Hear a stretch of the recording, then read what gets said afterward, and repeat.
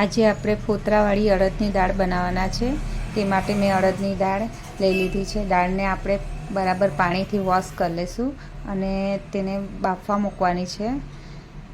તે માટે આપણે ટામેટાં અને કાંદા તેને પણ સાથે જ આપણે બાફવા માટે લઈ લેવાના છે। આ બધી વસ્તુને આપણે બાફી લેવાની છે। અડદની દાળમાં આપણે મીઠું બાફતી વખતે એડ નથી કરવાનું। મીઠું એડ કરીશું તો દાળ બરાબર બફાશે નહીં।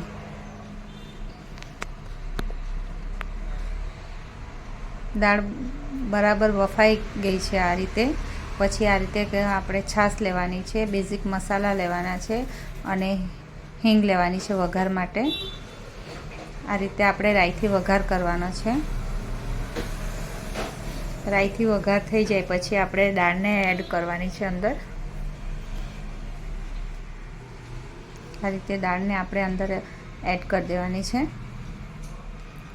પછી આપણે બેઝિક મસાલા એડ કરવાના છે।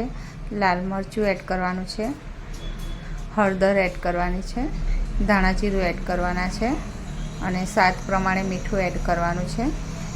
આ બધી વસ્તુને આપણે મિક્સ કરી લેવાની છે। ત્યાર પછી આદુ મરચાં લસણની પેસ્ટને એડ કરી લેવાની છે।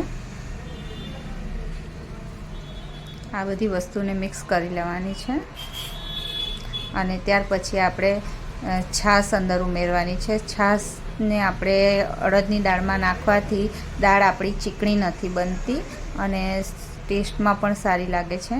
આજે છાશવાળી દાળ બનાવવાના છે આપણે। થોડી ઠીક લાગે તો પાણી થોડુંક અંદર એડ કરવાનું છે આપણે। અને જે મેં મરચાં પણ અંદર એડ કરેલા છે, મરચાંને કાપ મૂકીને આ રીતે તમારે મરચાં એડ કરી લેવાના છે અંદર। આ રીતે આપણે આખા મરચાં એડ કરીશું તો એનો ટેસ્ટ થોડો અલગ લાગશે। આ રીતે આપણી અડદની છાશવાળી દાળ તૈયાર થઈ જાય છે અને ટેસ્ટમાં બહુ સરસ લાગે છે। તમે લોકો પણ એકવાર ટ્રાય કરજો। આ રીતે આપણી છાશવાળી અડદની દાળ તૈયાર થઈ ગઈ છે।